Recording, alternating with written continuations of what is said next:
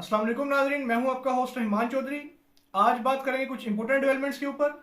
जो सहाफ़ी इमरान रियाज खान हैं वो आज अदालत में पेश हुए और सहाफ़ियों ने उनसे क्वेश्चन किया कि आप क्या कहना चाहते हैं। बहुत सारे लोग इस इंतज़ार में थे कि वो आपको देखें और आपके मुंह से आपकी ज़ुबानी वो सुनना चाहते हैं कि आप किधर गए थे और जो आपकी सेहत है वो कैसी है। उस पर इमरान रियाज खान साहब ने खामोशी इख्तियार की। उनके जो वकील हैं और दोस्त हैं मियां अली इशफाक, जिन्होंने जब उनको गुमशुदगी हुई थी उन्होंने उस केस को भरपूर तौर पे कंटेस्ट किया था और उन्होंने अदालतों में पेश हुए थे और सिंगल हैंडेडली उन्होंने उनकी बाज़याबी के लिए भरपूर कोशिशें की थी। उन पर बहुत सारी तनकीद भी की गई कि वो किसी के एजेंट हैं, लेकिन वो भरपूर तरीके से सहाफ़ी जो इमरान रियाज खान है जो उनके दोस्त हैं उनके साथ खड़े रहे। तो मियां अली इशफाक ने कहा कि इमरान रियाज खान साहब अभी रिकवरी में हैं, उनको बोलने में अभी थोड़ा सा मसला है। जब वो रिकवर हो जाएंगे कम्प्लीटली तौर पे तो वो भरपूर तरीके से और मुकम्मल तरीके से वो मीडिया से गुफ्तगू करेंगे और उनको सारे हालात से आगाह करेंगे। मेरी एज अ जर्नलिस्ट यही दुआ है कि सहाफ़ी इमरान रियाज बहुत जल्द सेहतयाब हों और वो मीडिया के सामने आए और जो उनकी बैक टू नॉर्मल लाइफ है उसको कंटिन्यू करें। अब बात करते हैं सहाफ़ी जो मुनीब अख्तर हैं, जिन्होंने शेख रशीद साहब का इंटरव्यू कंडक्ट किया था और बहुत सारी बातें चहमगोइयां चल रही थी कि जो शेख रशीद साहब हैं उनके ऊपर तशद्दुद किया गया और तशद्दुद के बाद वो जो इंटरव्यू कंडक्ट हुआ था उसमें उनसे जो क्वेश्चन थे और जो बाकी उन्होंने आंसर दिए थे वो सारे सेटल्ड थे और वो सारे प्री प्लान थे। तो उन्होंने उसको एक्सप्लेन किया। उन्होंने कहा कि वो हल्फन कह सकते हैं कि शेख रशीद साहब पे उनके सामने कोई तशद्दुद नहीं हुआ और वो नॉर्मल उस रूटीन में अपने घर में मौजूद थे और बिल्कुल नॉर्मल बिहेव कर रहे थे।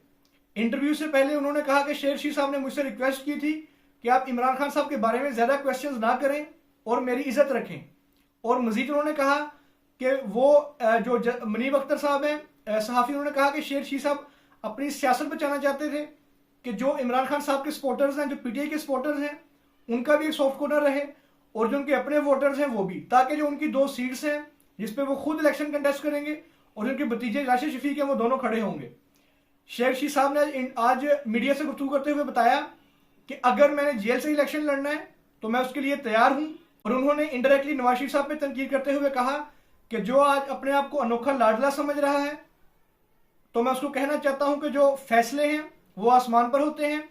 अब देखते हैं जो आने वाला जनरल इलेक्शन है उसमें कौन कौन सी डेवलपमेंट्स होती हैं, कौन सी जमात है जो इलेक्शन के बाद हुकूमत बनाएगी और जो पीटीआई है उसका मुस्तकबिल क्या होगा। अब बात करते हैं, बहुत इंपॉर्टेंट केस है फैजाबाद धरना केस। सुप्रीम कोर्ट में उसकी समाअत हुई और सुप्रीम कोर्ट ऑफ पाकिस्तान में चीफ जस्टिस के रिमार्क्स थे। उन्होंने एक कमीशन की फॉर्मेशन की है और उस कमीशन को अख्तियार दिया है कि वो साबिक चीफ जस्टिस, साबिक आर्मी चीफ और किसी भी और तल्लुक रखने वाले किसी भी ऑफिसर को वो बुला सकते हैं। उन्होंने कहा कि अगर इनमें से कोई भी पेश नहीं होना चाहता तो उनको गिरफ्तार किया जाए, यानी कि इस कमीशन के पास फुल अथॉरिटी है। अब देखना होगा कि ये जो कमीशन है ये किस तरह से अपनी जो वर्किंग है उसको करता है और जितने पाकिस्तान की हिस्ट्री में प्रीवियस कमीशन रहे हैं इसका भी वही हाल होता है या फिर इसका कोई पुख्ता आउटकम भी निकलेगा। इस कमीशन को इख्तियार तो फुल दिए गए हैं, अब इसकी वर्किंग को देखना होगा कि ये किस तरह से कैरी फॉरवर्ड होता है। जो चीफ जस्टिस काजी फायज ईसा हैं उन्होंने जब फैजाबाद धरना केस था तब उन्होंने जजमेंट दी थी और अभी तक उस पर इंप्लीमेंटेशन नहीं हुई। वो काफी सीरियस लग रहे हैं इस केस के बारे में। अब देखते हैं कि क्या ये जो कमीशन बनाया है ये पूरे तरीके से फैक्ट्स को सामने लाए और जो लोग इसमें कसूरवार पाए जाते हैं उनको जो कानून के मुताबिक है वो ट्रायल किया जाए और इसका जो एक आउटकम है लीगल केस में वो निकलना चाहिए। आपका इस वीडियो को देखने के लिए बहुत शुक्रिया। अगर आप इस चैनल पे न्यू हैं तो काइंडली सब्सक्राइब करें ताकि जो जितने भी इंपॉर्टेंट डेवलपमेंट्स हैं वो हम आपके साथ टाइमली शेयर करें।